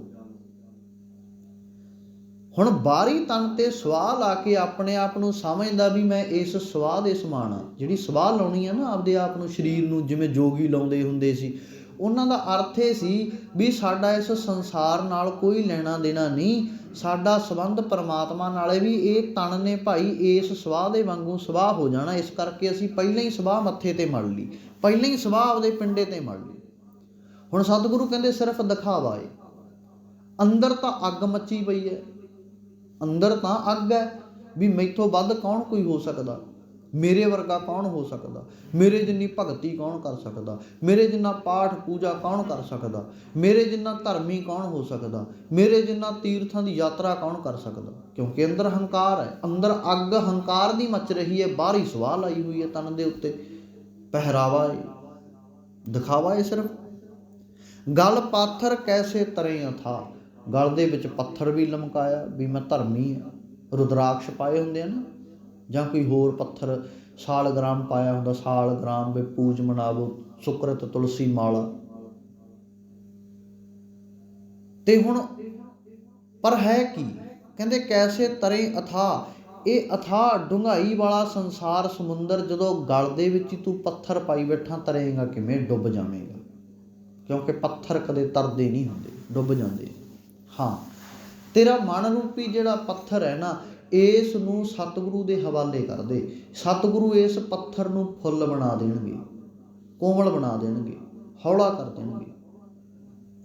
ਤੇ ਜਦੋਂ ਮੰਨ ਲਿਆ ਵੀ ਤੂੰ ਭਾਰੋ ਠਾਕੁਰ ਸੁਆਮੀ ਮੋਰਾ, ਵੀ ਤੂੰ ਇਹ ਸੱਚੇ ਪਾਤਸ਼ਾਹ ਮੇਰਾ ਸਭ ਤੋਂ ਵੱਡਾ ਸ੍ਰੇਸ਼ਟ ਸੁਆਮੀ ਹੈ, ਮੈਨੂੰ ਤਾਰ ਲੈ, ਫਿਰ ਸਤਿਗੁਰੂ ਕਿਰਪਾ ਕਰ ਦੇਣਗੇ, ਤਾਰ ਲੈਣਗੇ। ਜਾ ਕੇ ਅੰਤਰ ਬਸੈ ਪ੍ਰਭ ਆਪ, ਨਾਨਕ ਤੇ ਜਨ ਸਹਿਜ ਸਮਾਤ। ਜਿਸ ਦੇ ਅੰਦਰ ਪ੍ਰਮਾਤਮਾ ਵਸ ਜਾਂਦਾ ਹੈ, ਉਹਦੇ ਅੰਦਰ ਫਿਰ ਸਤਿਗੁਰੂ ਪਾਤਸ਼ਾਹ ਜੀ ਕਹਿੰਦੇ ਸਹਿਜ ਸਮਾ ਜਾਂਦਾ ਹੈ, ਸਹਿਜ ਵਸ ਜਾਂਦਾ ਹੈ। ਨਹੀਂ ਤੇ ਨਹੀਂ ਵਸੇਗਾ, ਕਿਉਂਕਿ ਮਨੁੱਖ ਵਿਕਾਰਾਂ ਵਿੱਚ ਹੈ। ਇੱਕ ਥਾਂ ਤੇ ਪਾਤਸ਼ਾਹ ਜੀ ਹੋਰ ਬਖਸ਼ਿਸ਼ ਕਰਦੇ ਨੇ, ਕਹਿੰਦੇ ਜਨਮ ਕਰਮ ਮਲ ਉਤਰੈ, ਮਨ ਤੇ ਜਾਏ ਗੁਮਾਨ, ਕਾਮ ਕ੍ਰੋਧ ਨਾ ਮੋਹੀਐ, ਬਿਨਸੈ ਲੋਭ ਸੁਆਨ। ਕਦੋਂ? ਜਦੋਂ ਉਸ ਮਾਲਕ ਪਰਮਾਤਮਾ ਨੂੰ ਅਸੀਂ ਧਿਆ ਲਵਾਂਗੇ। 12 ਮਾਹ ਦੇ ਵਿੱਚੋਂ ਮਾਘ ਮੱਜਣ ਸੰਗ ਸਾਧੂਆਂ, ਧੂੜੀ ਕਰ ਇਸ਼ਨਾਨ, ਹਰ ਕਾ ਨਾਮ ਧਿਆਏ ਸੁਣ ਸਭਨਾ ਨੂੰ ਕਰਦਾਨ। ਫੇਰ ਹੀ ਉਤਰੇਗਾ ਨਾ। ਜਨਮ ਕਰਮ ਮਲ ਉਤਰੈ, ਜਿਹੜੀ ਕਰਮਾਂ ਕਰਕੇ ਇਸ ਜਨਮ ਦੇ ਵਿੱਚ ਮੈਲ ਚੜੀ ਹੋਈ ਹੈ ਉਹ ਉਤਰ ਜਾਵੇਗੀ। ਇਸ ਮਨ ਕੋ ਜਨਮ ਜਨਮ ਕੀ ਮਲ ਲਾਗੀ, ਕਾਲਾ ਹੋਆ ਸਿਆ। ਕਹਿੰਦੇ ਸ਼ਾਹ ਕਾਲਾ ਹੋਇਆ ਪਿਆ ਇਹ ਮਨ, ਇਹਨੂੰ ਕਿੰਨਾ ਸਮਾਂ ਹੋ ਗਿਆ, ਹਰੇਕ ਸਵਾਸ ਦੇ ਨਾਲ ਕੀਤੇ ਸਾਡੇ ਕਰਮ ਦੀ ਮੈਲ ਲੱਗਦੀ ਜਾ ਰਹੀ ਹੈ। ਇੰਨੀ ਕੋ ਮੈਲ ਲੱਗ ਗਈ ਵੀ ਇਹ ਸ਼ਾਹ ਕਾਲਾ ਹੋ ਗਿਆ। ਹੁਣ ਕਾਲੇ ਮਨ ਨੂੰ ਸਾਫ਼ ਕਰਨਾ ਉਹ ਕਿਵੇਂ ਹੋਵੇਗਾ? ਸਤਿਗੁਰੂ ਦੇ ਨਾਮ ਵਿੱਚ ਜੁੜਿਆ। ਇੱਕ ਕੋਲਾ ਹੈ ਨਾ, ਭਾਈ ਵੀਰ ਸਿੰਘ ਜੀ ਨੇ ਉਦਾਹਰਨ ਦਿੱਤੀ ਹੈ, ਕਹਿੰਦੇ ਕੋਲਾ ਹੈ, ਕਹਿੰਦੇ ਦੁੱਧ ਦਹੀਂ ਵਿੱਚ ਪਾਇਆ ਕੋਲਾ, ਸਾਬਣ ਲਾ ਲਾ ਧੋਤਾ। ਕਹਿੰਦੇ ਦੁੱਧ ਵਿੱਚ ਵੀ ਪਾਇਆ ਵੀ ਰੰਗ ਵਟ ਜਾਵੇ ਨਾ, ਕਹਿੰਦੇ ਫਿਰ ਵੀ ਉਸਨੇ ਰੰਗ ਨਹੀਂ ਵਟਾਇਆ, ਕਾਲੇ ਦਾ ਕਾਲਾ ਰਿਹਾ। ਦੁੱਧ ਵਿੱਚ ਵੀ ਪਾਇਆ, ਦਹੀਂ 'ਚ ਵੀ ਪਾਇਆ, ਸਾਬਣ ਵੀ ਲਾਇਆ, ਸਰਫ ਵੀ ਲਾਇਆ, ਵੀ ਇਹਦੀ ਕਾਲਸ ਲੈ ਜਾਵੇ, ਇਹਦੀ ਕਾਲਸ ਮਿਟ ਜਾਵੇ। ਕਹਿੰਦੇ ਸਾਰਾ ਕੁਝ ਕਰ ਕਰਕੇ ਵੇਖ ਲਿਆ, ਪਰ ਕਿਸੇ ਸਿਆਣੇ ਨੇ ਦੱਸ ਦਿੱਤਾ, ਫਿਰ ਕੋਲੋਂ ਲੰਘ, ਕਹਿੰਦੇ ਕੀ ਕਰੀ ਜਾਂਦਾ? ਕਹਿੰਦਾ ਜੀ ਆਹ ਕੋਲੇ ਨੂੰ ਮੈਂ ਸਾਫ਼ ਕਰਨਾ, ਇਹਨੂੰ ਰੰਗ ਦੇਣਾ ਇਹਦਾ ਵਾਪਸ, ਇਹਨੂੰ ਰੰਗ ਚਾੜਨਾ, ਇਹਦੀ ਕਾਲਸ ਦੂਰ ਕਰਨੀ ਹੈ। ਕਹਿੰਦੇ ਕੀ ਕੀਤਾ? ਕਹਿੰਦਾ ਜੀ ਦਹੀਂ ਵਿੱਚ ਵੀ ਪਾ ਕੇ ਰੱਖਿਆ, ਦੁੱਧ ਦੇ ਨਾਲ ਵੀ ਧੋਤਾ, ਲੱਸੀ ਨਾਲ ਵੀ ਧੋਤਾ, ਪਰ ਇਹਨੇ ਰੰਗ ਨਹੀਂ ਵਟਾਇਆ। ਸਾਬਣ ਸਰਫ, ਮੈਂ ਸੁਣਿਆ ਸੀ ਵੀ ਸਾਬਣ ਮੈਲ ਕਾਲਸ ਦੂਰ ਕਰ ਦਿੰਦੀ ਆ ਕੱਪੜਿਆਂ ਦੇ ਵਿੱਚੋਂ, ਮੈਂ ਸਾਬਣ ਵੀ ਲਾਈ, ਸਰਫ ਵੀ ਲਾਇਆ, ਸ਼ੈਂਪੂ ਵੀ ਵਰਤਿਆ, ਸਾਰਾ ਕੁਝ ਵਰਤਿਆ, ਪਰ ਇਹ ਸਾਫ਼ ਨਹੀਂ ਹੋਇਆ, ਕਾਲੇ ਦਾ ਕਾਲਾ ਹੀ ਆ। ਕਹਿੰਦੇ ਇੱਦਾਂ ਕਰ, ਫਿਰ ਇੱਕ ਕੰਮ ਹੋਰ ਕਰ ਲੈ। ਕਹਿੰਦਾ ਵੀ ਸਾਰਾ ਕੁਝ ਤਾਂ ਕਰਕੇ ਵੇਖ ਲਿਆ, ਹੋਰ ਕੀ ਕਰਾਂ? ਕਹਿੰਦੇ ਮੰਨ ਵੀ ਲੈ, ਕਰਕੇ ਦੇਖ ਲੈ। ਕਹਿੰਦਾ ਠੀਕ ਹੈ। ਕਹਿੰਦੇ ਇੱਦਾਂ ਕਰ, ਅੱਗ ਬਾਲ, ਅੱਗ ਦੇ ਵਿੱਚ ਰੱਖ ਇਹਨੂੰ, ਫਿਰ ਦੇਖੀ ਕਾਲਸ ਲੈਂਦੀ ਆ ਕਿ ਚੜ੍ਹਦੀ ਹੈ ਇਹਨੂੰ। ਨੇੜੇ ਅੱਗ ਦੇ ਕਰਕੇ ਦੇਖਿਆ ਤਾਂ ਚੜ੍ਹਿਆ ਰੂਪ ਸਵਾਇਆ। ਕਹਿੰਦੇ ਜਦੋਂ ਅੱਗ ਦੇ ਨੇੜੇ ਕੀਤਾ ਨਾ, ਕਹਿੰਦੇ ਉਹ ਕਾਲਸ ਉਹਦੀ ਚਲੀ ਗਈ, ਉਹ ਲਾਲੋ ਲਾਲ ਹੋ ਗਿਆ। ਤੇ ਲਾਲ ਰੰਗ ਤਿਸਕੇ ਲੱਗਾ ਜਿਸਕੇ ਬੜ ਭਾਗਾ। ਇਹ ਲਾਲ ਰੰਗ ਉਹਨਾਂ ਨੂੰ ਲੱਗਦਾ ਜਿਨ੍ਹਾਂ ਦੇ ਵੱਡੇ ਭਾਗ ਨੇ। ਲਾਲ ਰੰਗ ਸੱਚੇ ਪ੍ਰਮਾਤਮਾ ਦਾ ਨਾਮ ਰੰਗ। ਤੇ ਜਦੋਂ ਉਹ ਨਾਮ ਰੰਗ ਲੱਗ ਜਾਂਦਾ, ਫਿਰ ਅੰਦਰ ਜਿਹੜੀ ਆ ਨਾ ਸ਼ਾਂਤ ਆ ਜਾਂਦੀ ਆ, ਫਿਰ ਮਨ ਜਿਹੜਾ ਏ ਉਹ ਤ੍ਰਿਪਤ ਹੋ ਜਾਂਦਾ ਹੈ। ਹੁਣ ਮਾਘ ਮਹੀਨੇ ਦੀ ਵਿਚਾਰ ਤੋਂ ਇਹ ਸਾਨੂੰ ਦੱਸਿਆ ਵੀ ਮਾਘ ਦਾ ਮਹੀਨਾ ਨਾ ਜੇਕਰ ਚੜ੍ਹਿਆ, ਤੂੰ ਇਹ ਮਾਘ ਮਹੀਨੇ ਤੋਂ ਸਮਝ ਲੈ। ਗੁਰਬਾਣੀ ਦੇ ਵਿੱਚ 7 ਵਾਰਾਂ ਨੇ, ਕੱਲੇ ਕੱਲੇ ਵਾਰ ਦੇ ਨਾਲ ਸਮਝਾਇਆ ਗਿਆ ਵੀ 7 ਵਾਰਾਂ ਦੇ ਨਾਲ ਤੂੰ ਸਮਝ ਲੈ, ਸੋਮਵਾਰ ਕੀ ਕਰਨਾ, ਮੰਗਲਵਾਰ ਕੀ ਕਰਨਾ, ਐਤਵਾਰ ਕੀ ਕਰਨਾ, ਬੁੱਧਵਾਰ, ਵੀਰਵਾਰ, ਸ਼ੁੱਕਰਵਾਰ, ਸ਼ਨੀਵਾਰ, ਸਾਰਾ ਕੁਝ ਦੱਸਿਆ ਬਾਣੀ ਵਿੱਚ। ਪੜ੍ਹੋ ਤਾਂ ਸਹੀ, ਪੜ੍ਹੀਏ ਤਾਂ ਸਹੀ ਨਾ, ਫੇਰ ਹੀ ਪਤਾ ਲੱਗੇਗਾ ਵੀ ਕੀ ਲਿਖਿਆ। ਥਿੱਤਾਂ ਬਾਰੇ ਲਿਖਿਆ, ਵਾਰਾਂ ਬਾਰੇ ਲਿਖਿਆ, ਹਰੇਕ ਚੀਜ਼ ਬਾਰੇ ਸਤਿਗੁਰੂ ਨੇ ਸਾਨੂੰ ਗਿਆਨ ਬਖਸ਼ਿਆ ਵੀ ਕਿਸੇ ਵਹਿਮ ਭੁਲੇਖੇ ਵਿੱਚ ਨਾ ਰਵੀਂ। ਆ ਕੋਈ ਦਸਵੀਆਂ ਮਨਾਈ ਜਾਂਦਾ, ਕੋਈ 14 ਮੰਨੀ ਜਾਂਦਾ। ਗੁਰੂ ਪਾਤਸ਼ਾਹ ਜੀ ਨੇ ਕੱਲਾ ਕੱਲਾ ਦੱਸਿਆ, ਇਕਾਦਸ਼ੀ ਕੀ ਹੈ, ਦੂਜ ਕੀ ਹੈ, ਤੀਜ ਕੀ ਹੈ, ਚੌਥ ਕੀ ਹੈ। ਅਸੀਂ ਪੜ੍ਹੇ ਹੀ ਨਹੀਂ ਕਦੇ, ਅਸੀਂ ਪੜ੍ਹੇ ਹੀ ਨਹੀਂ, ਮਾਫੀ ਚਾਹੂੰਗਾ। ਅਸੀਂ ਤਾਂ ਸਿਰਫ ਇਕੱਲਾ ਡਾਇਰੀਆਂ ਜੰਤਰੀਆਂ ਚੱਕ ਕੇ ਪੰਡਤਾਂ ਵਾਲੀਆਂ ਲਿਖੀਆਂ ਹੋਈਆਂ ਕਹਾਣੀਆਂ ਪੜ੍ਹਨ ਜੋਗੇ ਹਾਂ। ਅਸੀਂ ਬਾਣੀ ਪੜ੍ਹੀ, ਬਾਬੇ ਨਾਨਕ ਨੂੰ ਅਸੀਂ ਪੜ੍ਹੇ ਹੀ ਨਹੀਂ ਕਦੇ। ਕਦੇ ਸੁਣਿਆ ਵੀ ਬਾਬੇ ਨਾਨਕ ਨੇ ਸਾਨੂੰ ਇਹ ਕੁਝ ਦੱਸਿਆ ਵੀ ਇਹ ਥਿੱਤਾਂ ਵਾਰਾਂ ਕੀ ਨੇ, ਇਹ ਜਿਹੜੀਆਂ ਇਕਾਦਸ਼ੀਆਂ, ਦੂਜ, ਤੀਜ, ਚੌਥ, ਪੰਚਮੀ ਹੈ, ਇਹ ਕੀ ਹੈ? ਅਸੀਂ ਪੜ੍ਹੇ ਹੀ ਨਹੀਂ ਕਦੇ। ਦੁਆਦਸ਼ੀ ਕੀ ਹੈ, 10ਵੀਂ। ਇਸ ਨੂੰ ਬਾਣੀ ਵਿੱਚੋਂ ਅਸੀਂ ਪੜ੍ਹੀਏ, ਫਿਰ ਸਾਨੂੰ ਪਤਾ ਲੱਗੇਗਾ ਵੀ ਅਸਲ 'ਚ ਸਤਿਗੁਰੂ ਨੇ ਸਾਨੂੰ ਗਿਆਨ ਕੀ ਬਖਸ਼ਿਆ। ਇਵੇਂ 12 ਮਹੀਨਿਆਂ ਤੋਂ, ਇਹ 12 ਦੇਸੀ ਮਹੀਨੇ ਨੇ ਜਿਹੜੇ, ਉਹਨਾਂ ਤੋਂ ਗਿਆਨ ਬਖਸ਼ਿਆ ਗੁਰੂ ਪਾਤਸ਼ਾਹ ਜੀ ਨੇ। ਮਾਘ 'ਚ ਕੀ ਕਰਨਾ? ਕਹਿੰਦੇ ਮਾਘ ਮੱਜਣ ਸੰਗ ਸਾਧੂਆਂ ਧੂੜੀ ਕਰ ਇਸ਼ਨਾਨ। ਕਹਿੰਦੇ ਮਾਘ ਦੇ ਮਹੀਨੇ ਵਿੱਚ ਸਤ ਸੰਗਤ ਵਿੱਚ ਬਹਿ ਕੇ ਸੰਗਤ ਦੀ ਧੂੜੀ ਦੇ ਵਿੱਚ ਇਸ਼ਨਾਨ ਕਰ। ਸੰਗਤ ਦੀ ਧੂੜੀ ਕੀ ਆ? ਜਿੱਥੇ ਪਿਆਰ ਤੇ ਪ੍ਰੇਮ ਵਰਸਦਾ ਹੈ, ਜਿੱਥੇ ਨਾਮ ਦੀ ਗੱਲ ਹੁੰਦੀ ਹੈ, ਜਿੱਥੇ ਰੱਬ ਦੀਆਂ ਗੱਲਾਂ ਹੁੰਦੀਆਂ, ਜਿੱਥੇ ਗੁਰੂ ਨੂੰ ਚੇਤਾ ਕੀਤਾ ਜਾਂਦਾ। ਉਸ ਗੁਰੂ ਦੀਆਂ ਬਵਾਣੀਆਂ ਕਹਾਣੀਆਂ ਹੀ ਫਿਰ ਚੰਗੇ ਲਾਇਕ ਪੁੱਤ ਬਣਾ ਦਿੰਦੀਆਂ ਨੇ। ਤੇਰੇ ਮਨ ਦੀ ਕਾਲਸ ਲਵੇਗੀ। ਇਸ਼ਨਾਨ ਕਰ ਆ ਕੇ ਸੰਗਤ ਵਿੱਚ। ਸਤਿਗੁਰੂ ਨੇ ਮਨਾ ਥੋੜ੍ਹੀ ਕੀਤਾ ਵੀ ਆ ਨਾ। ਕਹਿੰਦੇ ਤੂੰ ਜਿੱਡਾ ਮਰਜ਼ੀ ਮੈਲਾ, ਜਿੱਡਾ ਮਰਜ਼ੀ ਪਾਪੀਆਂ। ਇੱਥੇ ਤਾਂ ਬਿਧੀ ਚੰਦ ਸ਼ੀਨਾ ਵਰਗੇ ਜਿਹੜੇ ਚੋਰ ਸੀ, ਗੁਰੂ ਨੇ ਉਹ ਬਖਸ਼ ਦਿੱਤੇ, ਤਾਰ ਦਿੱਤੇ। ਕੱਲ ਆਪਾਂ ਗੱਲ ਕੀਤੀ ਸੀ ਭੂਮੀਏ ਦੀ, ਇੱਥੇ ਤਾਂ ਭੂਮੀਏ ਵਰਗੇ ਬਖਸ਼ ਦਿੱਤੇ। ਇੱਥੇ ਤਾਂ ਜਿਹੜੇ ਇਨਸਾਨ ਨੂੰ ਕੌਡਾ ਨਾਂ ਸੀ ਉਹਦਾ, ਭੀਲ ਜਾਤੀ ਦਾ ਸੀ, ਆਦਿਵਾਸੀ ਜੰਗਲਾਂ ਦੇ ਵਿੱਚ ਰਹਿਣ ਵਾਲੇ ਲੋਕ, ਤੇ ਉਹਨੂੰ ਕੀ ਕਹਿੰਦੇ? ਰਾਖਸ਼ ਕਿਹਾ ਜਾਂਦਾ ਸੀ। ਰਾਖਸ਼ ਕਿਉਂ ਕਿਹਾ ਜਾਂਦਾ ਸੀ? ਉਹ ਜਾਨਵਰ ਵੀ ਖਾ ਜਾਂਦਾ ਸੀ, ਬੰਦੇ ਵੀ ਖਾ ਜਾਂਦਾ ਸੀ, ਕਿਉਂਕਿ ਲੁੱਟਦਾ ਸੀ, ਲੁਟੇਰਾ ਸੀ। ਪਰ ਜਦੋਂ ਨਾਨਕ ਮਿਲ ਗਿਆ ਤੇ ਨਾਨਕ ਨੂੰ ਵੇਖ ਕੇ, ਸਾਹਮਣੇ ਪਰਖ ਕੇ, ਤੇ ਉਹ ਨਾਨਕ ਫਿਰ ਉਹ ਰਾਖਸ਼ ਨਹੀਂ ਰਿਹਾ, ਉਹ ਸੱਚਾ ਸੁੱਚਾ ਦੇਵਤਾ ਬਣ ਗਿਆ। ਜਿਨ ਮਾਨਸ ਤੇ ਦੇਵਤੇ ਕੀਏ, ਇਹ ਗੁਰੂ ਕੋਲੇ ਤਾਕਤ ਹੈ। ਉਹ ਮਨੁੱਖਾਂ ਤੋਂ ਦੇਵਤੇ ਬਣਾ ਦਿੰਦਾ। ਰਾਖਸ਼ਾਂ ਤੋਂ ਦੇਵਤੇ ਤਾਂ ਬਣਾਉਣੇ ਹੀ ਬਣਾਉਣੇ ਨੇ, ਉਹ ਮਨੁੱਖਾਂ ਤੋਂ ਵੀ ਦੇਵਤੇ ਬਣਾ ਦਿੰਦਾ। ਦੈਵੀ ਗੁਣ ਅੰਦਰ ਬਖਸ਼ ਦਿੰਦਾ। ਦੇਵਤੇ ਦਾ ਅਰਥ ਹੈ ਦੈਵੀ ਗੁਣਾਂ ਵਾਲਾ, ਜਿਹਦੇ ਅੰਦਰ ਚੰਗਿਆਈਆਂ ਆ ਜਾਂਦੀਆਂ ਨੇ, ਜਿਹਦੇ ਅੰਦਰ ਚੰਗੇਰਾਪਣ ਆ ਜਾਂਦਾ, ਚੰਗੇ ਕਰਮ ਆ ਜਾਂਦੇ ਨੇ, ਮੈਲ ਤੋਂ ਰਹਿਤ ਹੋ ਜਾਂਦਾ, ਉਸ ਨੂੰ ਦੇਵਤਾ ਕਿਹਾ ਜਾਂਦਾ। ਕਰਤ ਨਾ ਲਾਗੀ ਵਾਰ। ਥੋੜ੍ਹਾ ਜਿਹਾ ਸਮਾਂ ਵੀ ਨਹੀਂ ਲੱਗਦਾ, ਪਰ ਸਾਨੂੰ ਵੀ ਉਹਦੇ 'ਤੇ ਭਰੋਸਾ ਕਰਨਾ ਪਵੇਗਾ, ਫਿਰ ਹੀ ਸਤਿਗੁਰੂ ਦੀ ਬਖਸ਼ਿਸ਼ ਹੋਵੇਗੀ। ਕਹਿੰਦੇ ਇਸ ਕਰਕੇ ਤੂੰ ਇਸ ਜਨਮ ਦੇ ਵਿੱਚ ਉਸ ਸੱਚੇ ਦਾਤੇ ਦੇ ਉੱਤੇ ਟੇਕਾ ਰੱਖ, ਤਾਂ ਕਿ ਤੈਨੂੰ ਇਹ ਸੱਚੀ ਸੰਗਤ ਹੈ ਜਿਹੜੀ ਮਿਲ ਜਾਵੇ, ਜਿਸ ਸੰਗਤ ਦੇ ਵਿੱਚ ਬੈਠ ਕੇ ਤੈਨੂੰ ਸਿਮਰਨ ਵੀ ਮਿਲ ਜਾਵੇ। ਇਹ ਮਾਇਆ ਦੇ ਨਸ਼ਿਆਂ ਤੋਂ ਤੂੰ ਬਚ ਜਾਵੇਂ। ਵਿਖਿਆ ਦੀ ਜ਼ਹਿਰ ਦੇ ਵਿੱਚ ਲਾਲਚੀ ਕੁੱਤੇ ਦੇ ਵਾਂਗੂ ਨਾ ਭੱਜਿਆ ਫਿਰੇ।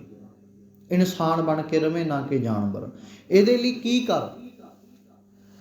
ਭਾਈ ਗੁਰਦਾਸ ਜੀ ਆਪਣੀਆਂ ਵਾਰਾਂ ਦੇ ਵਿੱਚ ਸਮਝਾਉਂਦੇ ਨੇ, ਕਹਿੰਦੇ ਗੁਰਮੂਰਤ ਕਰ ਧਿਆਨ ਸਦਾ ਹਜੂਰ ਹੈ। ਕਹਿੰਦੇ ਅੰਦਰ ਮਨ ਵੀ ਉਸ ਸੱਚੇ ਗੁਰੂ ਵੱਲ ਧਿਆਨ ਕਰ, ਜਿਹੜਾ ਸਦਾ ਅੰਗ ਸੰਗ ਹੈ, ਹਜੂਰ ਹੈ ਤੇਰੇ। ਗੁਰਮੁਖ ਸ਼ਬਦ ਗਿਆਨ ਨੇੜ ਨਾ ਦੂਰ ਹੈ। ਉਹ ਗੁਰਮੁਖ ਦੇ ਕੋਲੇ ਗਿਆਨ ਬਣ ਕੇ ਰਹਿੰਦਾ, ਗੁਰੂ ਅੰਦਰ ਚਾਨਣ ਬਣ ਕੇ ਰਹਿੰਦਾ, ਉਹ ਨੇੜੇ ਹੈ, ਦੂਰ ਨਹੀਂ ਹੈ। ਪੂਰਬ ਲਿਖਤ ਨਿਸ਼ਾਨ ਕਰਮ ਅੰਕੂਰ ਹੈ। ਜਿਹੜੇ ਤੇਰੇ ਕਰਮ ਨੇ ਉਹ ਅੰਗੂਰ ਪੁਰਬ ਲਿਖੇ ਅਨੁਸਾਰ ਪ੍ਰਗਟ ਹੁੰਦੇ ਨੇ, ਫੁੱਟਦੇ ਨੇ। ਜਿਵੇਂ ਕਲੀਆਂ ਫੁੱਟਦੀਆਂ ਹੁੰਦੀਆਂ ਨਾ, ਇੱਕ ਰੁੱਖ ਟਹਿਣੀ ਲਾਏ ਤੋਂ ਉਹਦੇ ਪੱਤੇ ਨਿਕਲਦੇ ਨੇ, ਅੰਗੂਰੀਆਂ ਫੁੱਟਦੀਆਂ ਨੇ। ਕਹਿੰਦੇ ਉਵੇਂ ਤੇਰੇ ਅੰਦਰੋਂ ਗਿਆਨ ਦੇ ਜਿਹੜੇ ਗੁਰੂ ਕੋਲੇ ਆ ਨਾ, ਤੇਰੇ ਜਦੋਂ ਗਿਆਨ, ਉਹਦੇ ਨਾਲ ਤੇਰੇ ਅੰਦਰੋਂ ਚੰਗਿਆਈ ਦੀਆਂ ਟਹਿਣੀਆਂ ਫੁੱਟਣਗੀਆਂ। ਗੁਰ ਸੇਵਾ ਪ੍ਰਧਾਨ ਸੇਵਕ ਸੂਰ ਹੈ। ਕਹਿੰਦੇ ਉਹ ਗੁਰੂ ਸੇਵਾ ਦੇ ਵਿੱਚ ਪ੍ਰਧਾਨ ਹੋ ਜਾਂਦਾ ਹੈ, ਸੂਰਮਾ ਬਣ ਜਾਂਦਾ ਹੈ, ਜਿਹੜਾ ਗੁਰੂ ਨਾਲ ਜੁੜ ਜਾਂਦਾ ਹੈ। ਪੂਰਨ ਪਰਮ ਨਿਧਾਨ ਸਦਾ ਭਰਪੂਰ ਹੈ। ਉਹ ਵੱਡਾ ਖਜ਼ਾਨਾ ਹੈ ਸਤਿਗੁਰੂ ਦਾਤਾ, ਜਿਹੜਾ ਕਦੇ ਖਾਲੀ ਨਹੀਂ ਹੁੰਦਾ। ਜਿੱਥੇ ਨੰਨੇ ਸਿਹਾਰੀ ਧੱਦੇ ਕੰਨਾ ਨੰਨਾ ਆਵੇਗਾ ਨਾ, ਨਿਧਾਨ ਉਹਦਾ ਅਰਥ ਹੈ ਖਜ਼ਾਨਾ। ਜਿੱਥੇ ਨੰਨੇ ਸਿਹਾਰੀ ਦੱਦੇ ਕੰਨਾ ਨੰਨਾ ਆਵੇਗਾ, ਨਿਦਾਨ ਉਹਦਾ ਅਰਥ ਹੈ ਅੰਤ, ਨਵੇੜਾ। ਇੱਥੇ ਨਿਧਾਨ ਹੈ ਧੱਦੇ ਨਾਲ, ਇਹਦਾ ਅਰਥ ਹੈ ਖਜ਼ਾਨਾ। ਉਹ ਮਾਲਕ ਉਸ ਖਜ਼ਾਨਿਆਂ ਦਾ ਮਾਲਕ ਹੈ ਜਿਹੜੇ ਕਦੇ ਖਾਲੀ ਨਹੀਂ ਹੁੰਦੇ। ਸਾਧ ਸੰਗਤ ਅਸਥਾਨ ਜਗਮਗ ਨੂਰ ਹੈ। ਕਹਿੰਦੇ ਜੇਕਰ ਦੁਨੀਆ ਦਾ ਸਭ ਤੋਂ ਵੱਡਾ ਨੂਰ ਵੇਖਣਾ ਨਾ, ਇਲਾਹੀ ਨੂਰ ਵੇਖਣਾ ਜੇ ਕਿਸੇ ਨੇ, ਤਾਂ ਉਹ ਸਤ ਸੰਗਤ ਦੇ ਵਿੱਚ ਹੈ, ਜਿੱਥੇ ਗੁਰੂ ਨੂੰ ਚੇਤਾ ਕੀਤਾ ਜਾਂਦਾ ਹੈ। ਸਤ ਸੰਗਤ ਕੈਸੀ ਜਾਣੀਐ, ਜਿੱਥੇ ਏਕੋ ਨਾਮ ਵਖਾਣੀਐ। ਜਿੱਥੇ ਇੱਕੋ ਨਾਮ ਦੀ ਵਰਖਾ ਹੁੰਦੀ ਹੈ, ਇੱਕੋ ਨਾਮ ਨੂੰ ਚੇਤਾ ਕੀਤਾ ਜਾਂਦਾ, ਉਹਦੇ ਗੁਣ ਗਾਏ ਜਾਂਦੇ ਨੇ, ਉਹਦੀਆਂ ਵਡਿਆਈਆਂ ਨੂੰ ਵਿਚਾਰਿਆ ਜਾਂਦਾ ਹੈ, ਉਹ ਸਤ ਸੰਗਤ ਹੈ। ਅਤੇ ਸਤ ਸੰਗਤ ਦੇ ਵਿੱਚ ਫਿਰ ਇਲਾਹੀ ਨੂਰ ਵਰਸਦਾ ਹੈ। ਇਲਾਹੀ ਨੂਰ, ਜਿੱਥੇ ਜਾ ਕੇ ਮਨ ਆਨੰਦ ਚਿੱਤ ਹੋ ਜਾਂਦਾ ਹੈ। ਲੱਖ ਲੱਖ ਸਸੀ ਅਰ ਭਾਣ ਕਿਰਨ ਠਰੂਰ ਹੈ। ਸਤ ਸੰਗਤ ਦੇ ਪ੍ਰਕਾਸ਼ ਦੇ ਸਾਹਮਣੇ, ਨੂਰ ਦੇ ਸਾਹਮਣੇ ਲੱਖਾਂ ਲੱਖਾਂ ਸੂਰਜ ਚੜ੍ਹ ਜਾਣ, ਉਹਨਾਂ ਦੀ ਰੌਸ਼ਨੀ ਘਟ ਜਾਂਦੀ ਹੈ, ਨੂਰ ਦੀ ਰੌਸ਼ਨੀ ਵੱਧ ਜਾਂਦੀ। ਸਤ ਸੰਗਤ ਦੀ ਏਡੀ ਵੱਡੀ ਮਹਾਨਤਾ ਹੈ। ਇਸੇ ਕਰਕੇ ਗੁਰੂ ਪਾਤਸ਼ਾਹ ਜੀ ਨੇ ਕਿਹਾ ਬਾਣੀ ਵਿੱਚ ਵੀ ਕਿ ਵਿੱਚ ਸੰਗਤ ਹਰ ਪ੍ਰਭ ਵਸੇ ਜੀਓ। ਸੰਗਤ ਦੇ ਵਿੱਚ ਪਰਮਾਤਮਾ ਵਸਦਾ ਹੈ, ਸੰਗਤ ਦੇ ਵਿੱਚ। ਇਸੇ ਕਰਕੇ ਹੀ ਕਿਹਾ ਵਿਰਥੀ ਕਦੇ ਨਾ ਹੋਵੀ ਜਨ ਕੀ ਅਰਦਾਸ। ਜਨ ਉੱਥੇ ਮੁਕਤਾ ਹੈ, ਕਿਉਂਕਿ ਕੀ ਸੰਬੰਧਕ ਆ ਗਿਆ। ਜਿੱਥੇ ਜਾ ਕੇ ਸੰਗਤੀ ਰੂਪ ਦੇ ਵਿੱਚ ਅਰਦਾਸ ਹੁੰਦੀ ਹੈ ਨਾ, ਉਸ ਅਰਦਾਸ ਨੂੰ ਸੁਣਨ ਵਾਲਾ ਸੰਗਤ ਵਿੱਚ ਵਿਰਾਜਮਾਨ ਪਰਮਾਤਮਾ ਹੁੰਦਾ ਹੈ। ਇਸੇ ਕਰਕੇ ਕਹਿੰਦੇ ਆ ਸਤ ਸੰਗੀ ਜਾਣਾ ਨਾ ਜਿਹੜਾ, ਉਹਦੀ ਕਦੇ ਅਰਦਾਸ ਵਿਅਰਥ ਨਹੀਂ ਜਾਂਦੀ। ਉਹਦੀ ਕੀਤੀ ਹੋਈ ਮਨੋ ਭਾਵਨਾਵਾਂ ਕਦੇ ਵਿਅਰਥ ਨਹੀਂ ਜਾਂਦੀਆਂ। ਠੀਕ ਹੈ, ਕੋਈ ਸਾਨੂੰ ਆ ਕੇ ਕਹਿ ਦਿੰਦਾ ਵੀ ਸਿੰਘ ਜੀ ਤੁਸੀਂ ਅਰਦਾਸ ਕਰ ਦਿਓ, ਗ੍ਰੰਥੀ ਸਿੰਘ ਬਾਬਾ ਜੀ ਤੁਸੀਂ ਅਰਦਾਸ ਕਰ ਦਿਓ, ਅਸੀਂ ਅਰਦਾਸ ਕਰ ਦੇਵਾਂਗੇ, ਕਿਉਂਕਿ ਅਰਦਾਸ ਦੇ ਲਫ਼ਜ਼ ਨੇ ਜਿਹੜੇ ਅਸੀਂ ਉਹ ਬੋਲ ਕੇ ਦੱਸ ਦੇਣੇ ਨੇ। ਤੁਹਾਡੇ ਤੋਂ ਪੁੱਛ ਲੈਣਾ ਵੀ ਕੀ ਅਰਦਾਸ ਕਰਨੀ ਹੈ ਜੀ, ਆਹ ਅਰਦਾਸ ਹੈ। ਪਰ ਜਿਹੜੇ ਕੋਈ ਦੁੱਖ ਤਕਲੀਫ ਦੀ ਅਰਦਾਸ ਕਰਨੀ ਹੈ, ਸੱਚ ਜਾਣਿਓ ਉਹ ਦੂਜਾ ਬੰਦਾ ਦੁੱਖ ਤਕਲੀਫ ਸਮਝ ਨਹੀਂ ਸਕਦਾ। ਬੋਲ ਤਾਂ ਸਕਦਾ, ਦੱਸ ਦੂ ਵੀ ਜੀ ਬਿਮਾਰ ਹੈ, ਪਰ ਜਿਹੜੀ ਵੇਦਨਾ, ਜਿਹੜੀ ਪੁਕਾਰ ਸਾਡੇ ਅੰਦਰੋਂ ਆਪਣੇੋਂ ਨਿਕਲਣੀ ਹੈ ਨਾ, ਉਹ ਅਰਦਾਸ ਹੁੰਦੀ ਹੈ। ਬਾਕੀ ਤਾਂ ਚਲੋ ਸਾਡਾ ਇੱਕ ਧਾਰਮਿਕ ਫਰਜ਼ ਹੈ, ਕਿਉਂਕਿ ਮਨ ਬਲਵਾਨ ਵੀ ਤਾਂ ਕਰਨਾ ਹੈ। ਪਰ ਜਿਹੜੀ ਆਪਣੇ ਅੰਦਰਲੀ ਆਪਣੀ ਅਰਦਾਸ ਆ, ਜੀ ਕੀ ਬਿਰਥਾ ਹੋਏ, ਗੱਲ ਤਾਂ ਜੀ ਦੀ ਹੈ ਨਾ, ਅੰਦਰੋਂ ਜਿੰਦ ਚਾਹੁੰਦੀ ਹੈ ਜੇਕਰ, ਤੇ ਆਪੇ ਅਰਦਾਸ ਕਰ ਸਤਿਗੁਰੂ ਅੱਗੇ। ਕੋਈ ਗੱਲ ਨਹੀਂ, ਕੋਈ ਲਫ਼ਜ਼ ਜ਼ਰੂਰੀ ਨਹੀਂ ਵੀ ਲਫ਼ਜ਼ ਕੀ ਵਰਤਣੇ, ਉਹ ਤਾਂ ਸਤਿਗੁਰੂ ਬਿਨ ਬੋਲਿਆ ਸਭ ਕੁਛ ਜਾਣਦਾ। ਤੇ ਜਿਹੜੇ ਅੰਦਰੋਂ ਸਾਡੇ ਆਪਣੇ ਲਫ਼ਜ਼ ਆਉਣੇ ਨਾ, ਦਿਲ ਦੀ ਧੜਕਣ ਤੋਂ, ਅੰਦਰੋਂ ਮਨ ਤੋਂ, ਸੱਚ ਜਾਣਿਓ ਉਹ ਸਤਿਗੁਰੂ ਦੇ ਪ੍ਰਵਾਨ ਕਰਨੇ ਆ। ਉੱਥੋਂ ਸਤਿਗੁਰੂ ਨੇ ਬਖਸ਼ਿਸ਼ ਕਰਨੀ ਹੈ। ਬਾਕੀ ਤਾਂ ਚਲੋ ਸਾਰਿਆਂ ਦੇ ਵਿੱਚ ਸੰਗਤੀ ਰੂਪ ਵਿੱਚ ਅਰਦਾਸ ਹੈ ਜਿਹੜੀ, ਉਹ ਤਾਂ ਸਰਬੱਤ ਦਾ ਭਲਾ ਮੰਗਦੇ ਹੀ ਆਪਾਂ। ਉਹ ਤਾਂ ਕਹਿਣੀ ਨਾਨਕ ਨਾਮ ਚੜ੍ਹਦੀ ਕਲਾ, ਤੇਰੇ ਭਾਣੇ ਸਰਬੱਤ ਦਾ ਭਲਾ। ਉਹ ਤਾਂ ਮੰਗਦੇ ਆ ਸਾਰਿਆਂ ਦਾ ਭਲਾ। ਸਾਰੇ ਕੌਣ ਨੇ? ਇਨਸਾਨ ਵੀ ਨੇ, ਜਾਨਵਰ ਵੀ ਨੇ, ਪਸ਼ੂ ਵੀ ਨੇ, ਪੰਛੀ ਵੀ ਨੇ। ਧਰਤੀ 'ਤੇ ਹੱਥ ਲਾਉਣੇ ਆ ਜਦੋਂ ਸਰਬੱਤ ਦਾ ਭਲਾ ਮੰਗਦੇ ਆ, ਭਾਵ ਕਿ ਧਰਤੀ ਦੇ ਵਿੱਚ, ਧਰਤੀ ਦੇ ਉੱਤੇ ਰਹਿਣ ਵਾਲੇ ਸਭਨਾਂ ਦਾ ਭਲਾ ਹੋਵੇ। ਇਹ ਹੱਥ ਲਾਉਣ ਦਾ ਮਤਲਬ ਹੈ ਵੀ ਸਭਨਾਂ ਦਾ ਭਲਾ ਹੋਵੇ। ਤੇ ਜਦੋਂ ਸਭਨਾਂ ਦਾ ਭਲਾ ਮੰਗ ਲਿਆ, ਫਿਰ ਦੁਸ਼ਮਣ ਕੌਣ, ਬੈਰੀ ਕੌਣ ਤੇ ਮਿੱਤਰ ਕੌਣ? ਫਿਰ ਤਾਂ ਸਾਰੇ ਇੱਕ ਬਰਾਬਰ ਹੋ ਗਏ ਨਾ, ਸਮਾਨ ਹੋ ਗਏ। ਇਸ ਕਰਕੇ ਸਤਿਗੁਰੂ ਕਹਿੰਦੇ ਇਹ ਉਹ ਸੰਗਤ ਦਾ ਨੂਰ ਹੈ ਜਿਹੜਾ ਕਦੇ ਘਟਦਾ ਨਹੀਂ। ਲੱਖ ਲੱਖ ਵੇਦ ਪੁਰਾਣ ਕੀਰਤਨ ਚੂਰ ਹੈ। ਲੱਖਾਂ ਵੇਦਾਂ ਤੇ ਲੱਖਾਂ ਪੁਰਾਣਾਂ ਦਾ ਗਿਆਨ ਹੈ ਜਿਹੜਾ, ਉਹ ਸਤ ਸੰਗਤ ਦੇ ਵਿੱਚ ਜਪੇ ਹੋਏ ਨਾਮ ਦੇ ਬਰਾਬਰ ਨਹੀਂ ਹੈ। ਉਹ ਤੋਂ ਵੀ ਨੀਵਾਂ ਹੈ, ਘੱਟ ਹੈ। ਭਗਤ ਵਸ਼ਲ ਪ੍ਰਮਾਣ ਚਰਨਾ ਧੂਰ ਹੈ। ਐਸੇ ਸਤਿਗੁਰੂ ਦਾਤਾ ਜੀ ਕਹਿੰਦੇ ਨੇ ਵੀ ਉਹਨਾਂ ਚਰਨਾਂ ਦੀ ਧੂੜ ਹੈ, ਭਗਤਾਂ ਦੇ ਪਿਆਰੇ ਜਿਹੜੇ ਪਰਮੇਸ਼ਰ ਵੱਲੋਂ ਪ੍ਰਵਾਨ ਕੀਤੇ ਜਾਂਦੇ ਨੇ, ਉਹਨਾਂ ਦੇ ਚਰਨਾਂ ਦੀ ਧੂੜ, ਜਿਹਦੇ ਵਿੱਚ ਅਸੀਂ ਬੈਠ ਕੇ ਆਪਣੇ ਪਾਪਾਂ ਨੂੰ ਧੋਣਾ ਹੈ, ਆਪਣੇ ਪਾਪਾਂ ਨੂੰ ਧੋਣਾ ਹੈ। ਜਾਤ ਪਾਤ ਊਚ ਨੀਚ ਦੇ ਵਿਤਕਰੇ ਨੂੰ ਗੁਰੂ ਪਾਤਸ਼ਾਹ ਜੀ ਨੇ ਸਰੋਵਰ ਬਣਾ ਕੇ ਦੂਰ ਕੀਤਾ ਵੀ ਜਿਹੜਾ ਸੰਗਤ ਵਿੱਚ ਆਵੇਗਾ ਉਹ ਪਹਿਲਾਂ ਇਸ਼ਨਾਨ ਕਰਕੇ ਆਵੇ। ਕਿਉਂ? ਕਿਉਂਕਿ ਕਈ ਵੱਡੀ ਜਾਤ ਦੇ ਚੌਧਰੀ ਇਹ ਕਹਿੰਦੇ ਸੀ ਵੀ ਅਸੀਂ ਇਹਨਾਂ ਦੇ ਨਾਲ ਨਹਾਉਣਾ ਨਹੀਂ, ਅਸੀਂ ਇਹਨਾਂ ਦੇ ਤਣ 'ਤੇ ਲੱਗਿਆ ਹੋਇਆ ਪਾਣੀ ਨਹੀਂ ਵਰਤਣਾ, ਅਸੀਂ ਗੁਰੂ ਤੇਰੀ ਸੰਗਤ ਵਿੱਚ ਤਾਂ ਆ ਜਾਵਾਂਗੇ, ਬਹਿ ਜਾਵਾਂਗੇ, ਪਰ ਅਸੀਂ ਇਹਨਾਂ ਨਾਲ ਖਾਣਾ ਨਹੀਂ। ਇਸੇ ਕਰਕੇ ਪੰਗਤ ਦੀ ਪ੍ਰਥਾ ਚਲਾਈ। ਸਰੋਵਰ ਦੀ ਪ੍ਰਥਾ ਵੀ ਇਹੀ ਵੀ ਊਚ ਨੀਚ ਜਾਤ ਪਾਤ ਦਾ ਵਿਤਕਰਾ ਕੱਟਿਆ ਜਾਵੇ, ਦੂਰ ਹੋ ਜਾਵੇ। ਪਰ ਕਮਾਲ ਦੀ ਗੱਲ ਇਹ ਆ ਵੀ ਇੱਥੇ ਤਾਂ ਕਈ ਵਾਰ ਅੰਮ੍ਰਿਤ ਸੰਚਾਰ ਕਰਾਉਣ ਵੇਲੇ ਵੀ ਜਾਤਾਂ ਪਰਖੀਆਂ ਜਾਂਦੀਆਂ। ਅੰਮ੍ਰਿਤ ਸੰਚਾਰ ਵੇਲੇ ਵੀ ਜਿਹੜੇ ਆਪੂ ਬਣੇ ਵੱਡੇ ਵੱਡੇ ਡੇਰੇ ਖੋਲ੍ਹੀ ਬੈਠੇ ਨੇ ਨਾ, ਸੰਤ ਬਣੇ ਬੈਠੇ ਨੇ, ਇਹ ਪਰਖਦੇ ਨੇ ਜਾਤਾਂ ਪਾਤਾਂ। ਤੇਰੀ ਕਿਹੜੀ ਜਾਤ ਆ? ਫਲਾਨੀ ਜਾਤ ਆ, ਚੱਲ ਤੇਰਾ ਲੰਗਰ ਨਹੀਂ ਇੱਥੇ ਹੈਗਾ, ਤੇਰਾ ਲੰਗਰ ਉੱਧਰ ਆ। ਇੱਧਰ ਲੰਗਰ ਜ਼ਿਮੀਂਦਾਰਾਂ ਦਾ, ਇੱਧਰ ਲੰਗਰ ਦੂਜਿਆਂ ਦਾ। ਕਮਾਲ ਦੀ ਗੱਲ ਹੈ। ਇੱਥੇ ਤਾਂ ਗੁਰੂ ਗੋਬਿੰਦ ਸਿੰਘ ਪਾਤਸ਼ਾਹ ਜੀ ਦੀ ਹਜ਼ੂਰੀ ਵਿੱਚ ਰਹਿਣ ਵਾਲੇ ਸਿੱਖਾਂ ਦਾ, ਸਿੱਖ ਨੇ, ਉਹ ਤਾਂ ਪਤਾ ਹੀ ਨਹੀਂ ਜਾਤ ਕਿਹੜੀ ਹੈ। ਪੰਜ ਪਿਆਰੇ ਵੱਖਰੇ ਵੱਖਰੇ ਮਜ਼ਹਬਾਂ ਦੇ ਨੇ, ਵੱਖਰੀਆਂ ਵੱਖਰੀਆਂ ਜਾਤਾਂ ਦੇ ਨੇ, ਪਰ ਜਦੋਂ ਪੰਜ ਪਿਆਰੇ ਬਣ ਗਏ, ਗੁਰੂ ਕੇ ਸਿੱਖ ਬਣ ਗਏ, ਉਦੋਂ ਫਰਕ ਹੀ ਕੋਈ ਨਹੀਂ। ਇਸੇ ਕਰਕੇ ਗੁਰੂ ਪਾਤਸ਼ਾਹ ਜੀ ਨੇ ਕਿਹਾ ਸੀ ਪੰਜਾਂ ਨੂੰ ਪਰਮੇਸ਼ਰ ਜਾਣਨਾ। ਉਹ ਐਵੇਂ ਨਹੀਂ ਕਿਹਾ ਸੀ। ਜਾਤਾਂ ਪਾਤਾਂ ਵਿੱਚੋਂ ਅਸੀਂ ਵੀ ਬਾਹਰ ਨਿਕਲੀਏ। ਉਹ ਤਾਂ ਨਿਕਲਾਂਗੇ ਜਦੋਂ ਅਸੀਂ ਗੁਰੂ ਕੀ ਸੰਗਤ ਦੇ ਵਿੱਚ ਬੈਠ ਕੇ ਬਾਣੀ ਨੂੰ ਪੜ੍ਹਾਂਗੇ, ਵਿਚਾਰਾਂਗੇ, ਸੁਣਾਂਗੇ। ਔਦ ਬਿਹਾਵਤ ਅਧਿਕ ਮੁਹਾਵਤ ਪਾਪ ਕਮਾਵਤ ਬੁੱਢੇ ਐਸੇ। ਕਹਿੰਦੇ ਔਦ ਬਿਹਾਵਤ ਉਮਰ ਹੈ ਜਿਹੜੀ ਉਹ ਬੰਦਿਆ ਤੇਰੀ ਬੀਤਦੀ ਜਾ ਰਹੀ ਏ। ਉਮਰ ਦਾ ਜਿਹੜਾ ਬਹੁਤਾ ਲੰਮਾ ਪੰਧ ਹੈ ਉਹ ਨਿਕਲ ਗਿਆ ਹੈ, ਚਲਿਆ ਗਿਆ ਹੈ। ਤੇ ਅਧਿਕ ਮੁਹਾਵਤ, ਮੁਹਾਵਤ ਹੁੰਦਾ ਹੈ ਠੱਗਿਆ ਜਾਣਾ। ਕਹਿੰਦੇ ਅਧਿਕ ਬਹੁਤਾ ਜ਼ਿਆਦੇ ਤੂੰ ਇਸ ਸੰਸਾਰ ਦੀ ਮਾਇਆ ਦੇ ਵਿੱਚ ਠੱਗਿਆ ਜਾ ਚੁੱਕਿਆ ਹੈ, ਬਚ ਜਾ। ਪਾਪ ਕਮਾਵਤ, ਕਿਉਂਕਿ ਤੂੰ ਪਾਪ ਕਮਾ ਰਿਹਾ, ਉਸ ਮਾਇਆ ਦੇ ਵਿੱਚ ਲੁੱਟਿਆ ਗਿਆ, ਠੱਗਿਆ ਗਿਆ, ਪਾਪ ਕਮਾਉਣ ਲੱਗ ਪਿਆ।